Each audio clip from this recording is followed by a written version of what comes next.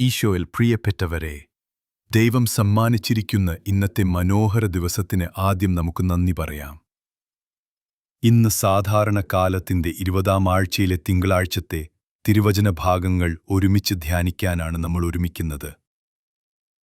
ദൈവത്തിന്റെ ജീവനുള്ള വചനം നമ്മുടെ മനസ്സുകളെ പുതുക്കുകയും നമ്മുടെ വഴികളെ കൂടുതൽ തെളിച്ചവും പ്രത്യാശയും നിറഞ്ഞതാക്കുകയും ചെയ്യുന്നു. ഇന്നത്തെ വായനകൾ നമ്മെ ഒരു ആഴമുള്ള ചിന്തയിലേക്ക് നയിക്കുന്നു.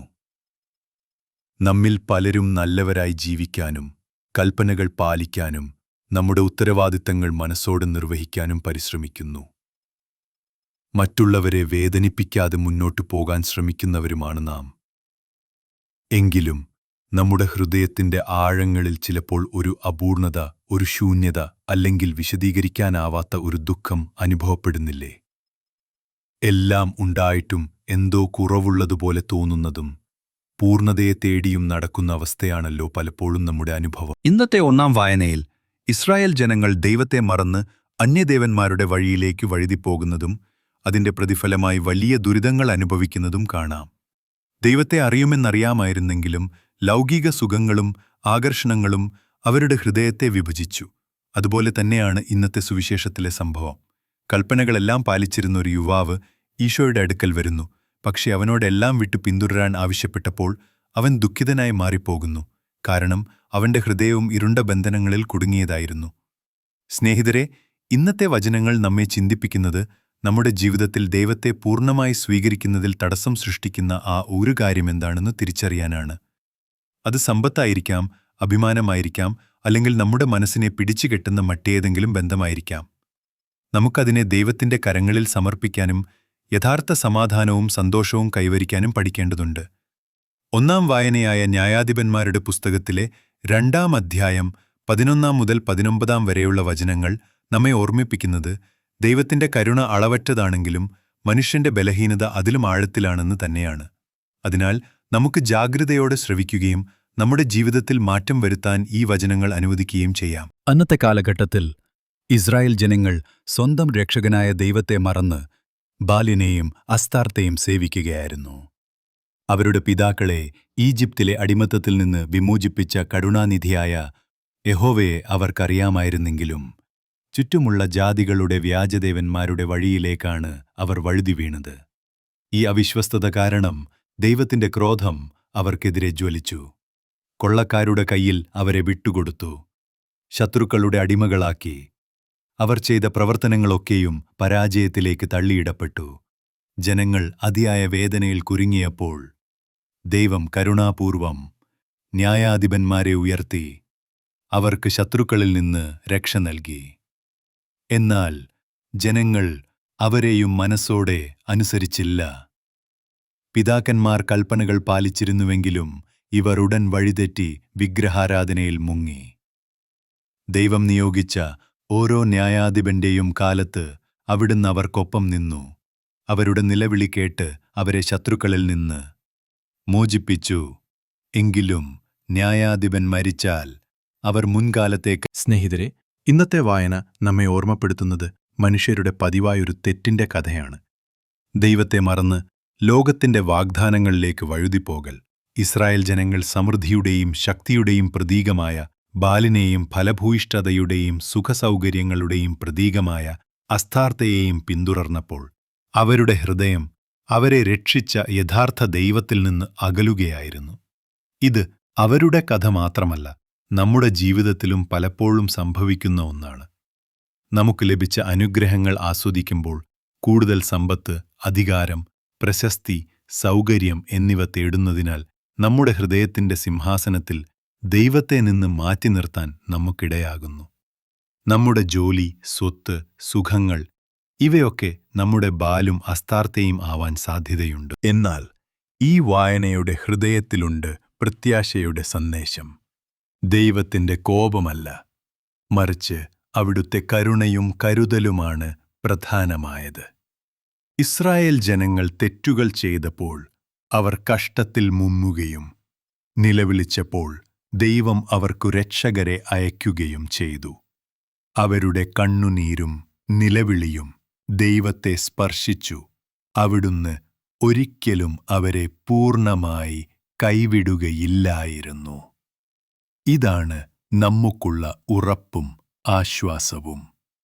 നാം എത്ര അകലെയായാലും, എത്ര വീഴ്ചകളിൽ പെട്ടാലും, ഒരു സത്യസന്ധമായ വിളിയോടെ ദൈവത്തെ സമീപിച്ചാൽ അവിടുന്ന് നമ്മുടെ കണ്ണുനീർ കണ്ടു, നമ്മുടെ വേദന കേട്ടു, വീണ്ടും ഉയിർത്തെഴുന്നേൽക്കാൻ വഴികൾ തുറന്ന് തരുന്നവനാണ്. സ്നേഹിതരെ, ഇന്നത്തെ വായന നമ്മെ ഒരുപാട് ഗൗരവമുള്ള ഒരു സത്യത്തിലേക്ക് കൊണ്ടുപോകുന്നു. ഇസ്രായേൽ ജനങ്ങൾ ന്യായാധിപന്മാരുടെ കാലത്ത് മാത്രം ദൈവത്തെ ആശ്രയിച്ചു. പക്ഷേ അവർ മരിച്ച ഉടൻ തന്നെ പഴയ ദുർമാർഗങ്ങളിൽ കൂടുതൽ ആഴത്തിൽ വീണുപോയി.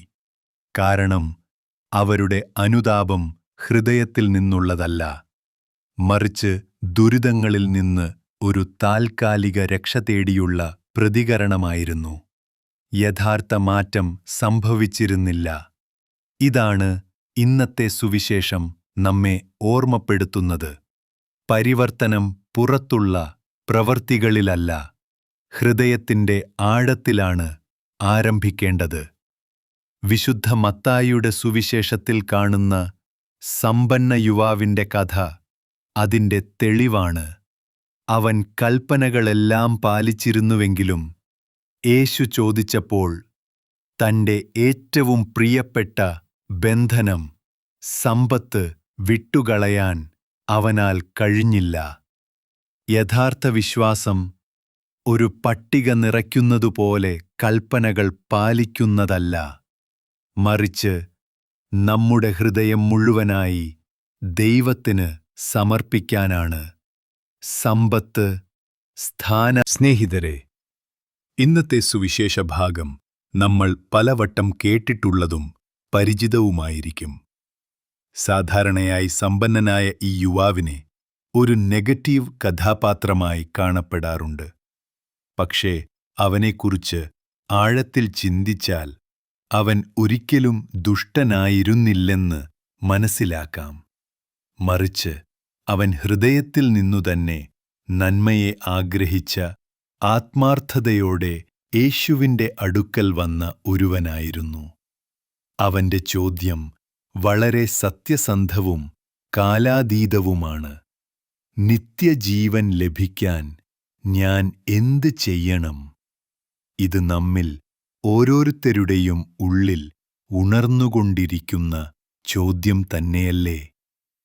യേശുവിന്റെ ആദ്യ മറുപടി ലളിതവും വ്യക്തവുമായിരുന്നു. കൽപ്പനകൾ പാലിക്കുക, കൊല ചെയ്യരുത്, വ്യഭിചാരം ഒഴിവാക്കുക, മോഷണം നടത്തരുത്, മാതാപിതാക്കളെ ബഹുമാനിക്കുക, അയൽക്കാരനെ സ്നേഹിക്കുക. മനുഷ്യൻ മനുഷ്യനോടുള്ള കടമകളെക്കുറിച്ചാണ് അദ്ദേഹം ഓർമ്മിപ്പിച്ചത്. അതിന് യുവാവിന്റെ മറുപടി ശ്രദ്ധേയമായിരുന്നു. എന്റെ ബാല്യം മുതലേ ഞാൻ അനുസരിച്ചു വരുന്നു. അതൊരു പൊള്ളയായ വാക്കല്ല. അവൻ സമൂഹത്തിന്റെ കണ്ണിൽ ഒരു മാതൃകയായിരുന്നു. ഒരു നല്ല യുവാവ്, ഒരുപക്ഷെ ഇന്നത്തെ ഭാഷയിൽ പറഞ്ഞാൽ ഇടവകയിലെ ബെസ്റ്റ് യൂത്ത് എന്ന് വിളിക്കാവുന്ന ഒരാൾ. എന്നാൽ അവന്റെ യഥാർത്ഥ മഹത്വം അടുത്ത ചോദ്യം കൊണ്ടാണ് വെളിവാകുന്നത്. എനിക്കിപ്പോഴും എന്താണ് കുറവ്? എനിക്കിപ്പോഴും എന്ത് ഇല്ല അവന് വ്യക്തമായിരുന്നു. നിയമങ്ങളെല്ലാം പാലിച്ചിട്ടും തന്റെ ഉള്ളിൽ ഒരു ശൂന്യത നിലനിൽക്കുന്നുവെന്ന്. തന്റെ അപൂർണത സമ്മതിക്കാൻ അവൻ തയ്യാറായിരുന്നു.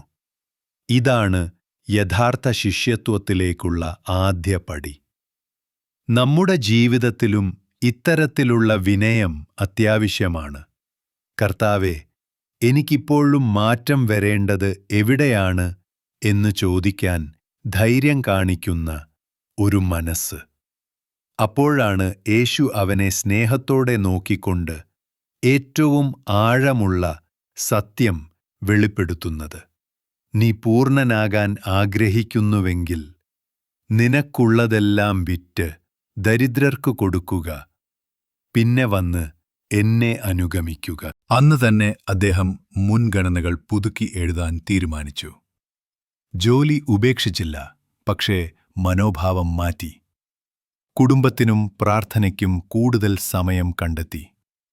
തന്റെ വരുമാനത്തിന്റെ ഒരു വിഹിതം പാവപ്പെട്ട കുട്ടികളുടെ വിദ്യാഭ്യാസത്തിന് മാറ്റിവെച്ചു. മാസങ്ങൾക്കുശേഷം വീണ്ടും കണ്ടപ്പോൾ അദ്ദേഹത്തിന്റെ മുഖത്ത് മുൻപ് കാണാത്ത ആഴത്തിലുള്ള സമാധാനം തെളിഞ്ഞിരുന്നു. പ്രിയങ്ങളെ, സുവിശേഷത്തിലെ യുവാവിന് അത് സാധിച്ചില്ല. അവനെ ബന്ധിച്ചിരുന്ന ചങ്ങല പൊട്ടിക്കാൻ അവൻ തയ്യാറായില്ല. തനിക്ക് സന്തോഷം നൽകുന്നു എന്ന് കരുതിയ സമ്പത്ത് തന്നെ അവന്റെ ദുഃഖത്തിന് കാരണമായി. ഇന്നത്തെ വായനകളും നമ്മോട് അതേ സന്ദേശം പറയുന്നു. വിഭജിച്ച ഹൃദയത്തോടെ ദൈവത്തെയും ലോകീയതയെയും ഒരുപോലെ പിടിച്ചു നിർത്താൻ കഴിയില്ല.